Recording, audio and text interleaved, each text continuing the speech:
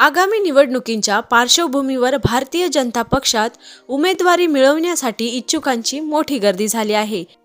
नाशिकमध्ये भाजप उमेदवार निवडीसाठी मुलाखतींची प्रक्रिया सुरू असून आपल्या दावेदारीसाठी अनेक इच्छुक उमेदवार व त्यांच्या समर्थकांनी मोठ्या संख्येने उपस्थिती लावली आहे। भाजपच्या वरिष्ठ नेत्यांच्या विशेष समितीद्वारे या मुलाखती घेतल्या जात आहेत। एका विधानसभा मतदारसंघातून अनेक दिग्गजांनी आपली दावेदारी सादर केली आहे।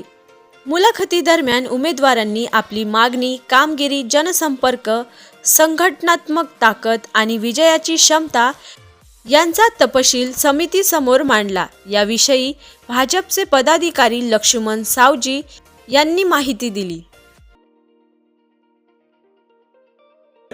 2 दिवसापूर्वी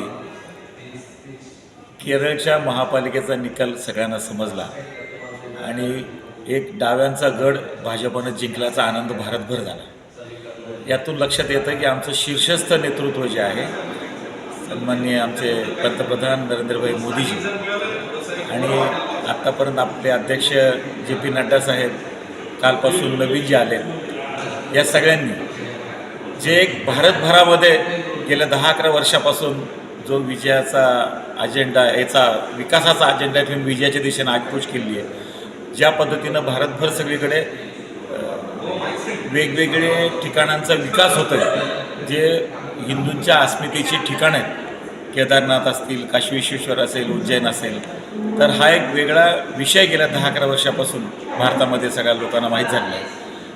आत्ता महाराष्ट्राचं जे सरकार आहे, आमचे देवेंद्रजी फडणवीस मुख्यमंत्री, अजितदादा पवार, शिंदेसाहेब आणि आमच्या भाजपचे प्रदेशाचे अध्यक्ष रवींद्रजी चव्हाण, माजी अध्यक्ष चंद्रशेखर बावनकुळे, या सगळ्यांनी मिळून महाराष्ट्राच्या विकासाची जी घोडदौड सुरू केलेली आहे। आत्ता आपण नगरपालिकेच्या निवडणुकांना सामोरं गेलो होतो गेल्या महिन्यामध्ये, आणि आता महापालिकेच्या निवडणुका सगळ्या महाराष्ट्रात होऊ घातलेल्या आहेत। पुढच्या 15 तारखेला मतदान आहे, 16 तारखेला निकाल आहे जानेवारीच्या, आणि त्यामुळं ज्या नाशिक महानगरामध्ये विकासाच्या दिशेनं जे जात असताना ज्या पद्धतीनं पुढच्या वर्षी कुंभमेळा आहे त्याची तयारी आणि एकूणच नाशिक शहराचं भारतामधलं, भारताबाहेरचं वाढणारं महत्त्व हे लक्षात घेता पुढची महानगरपालिका ही नाशिकसाठी सक्षम असेल यासाठी प्रयत्न सुरू झाले आहेत। भारतीय जनता पार्टीनं गेल्या 3 दिवसापासून, म्हणजे आत्ता नाशिकच्या याच्यामध्ये 31 प्रभागात 122 जागा आहेत, पण जवळपास 1000च्या वर उमेदवारांनी इच्छा प्रदर्शित केली आहे की आम्हाला त्या ठिकाणी निवडणूक लढवायची आहे।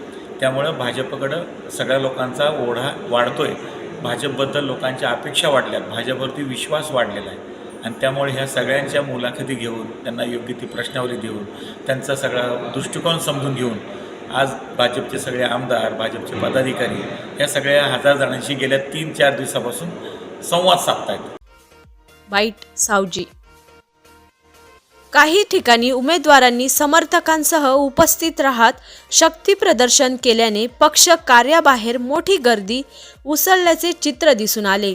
यामुळे भाजपमध्ये तिकिटासाठी सुरू असलेली अंतर्गत चढाओढ स्पष्टपणे समोर आली आहे।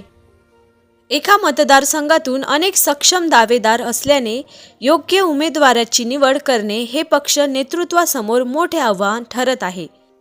मुलाखतीच्या माध्यमातून कोणत्या उमेदवाराच्या नावावर सर्व गटाची सहमती होऊ शकते याचा अंदाज घेतला जात आहे। तिकीट जाहीर झाल्यानंतर संभाव्य नाराजी आणि बंडखोरी टाळणे हेही पक्षासाठी महत्त्वाचे ठरणार आहे। मुलाखतीनंतर बाहेर आलेल्या उमेदवारांनी पक्ष आपल्या निष्ठा, कामगिरी आणि योगदानाचा योग्य विचार करून संधी देईल असा विश्वास व्यक्त केला आहे। अंतिम निर्णय दिल्ली आणि मुंबईतील वरिष्ठ नेत्यांकडून अहवालाच्या आढाव्यानंतर घेतला जाणार असल्याची माहिती देण्यात आली आहे। RB न्यूजसाठी मलिक शेख, मोखाडा।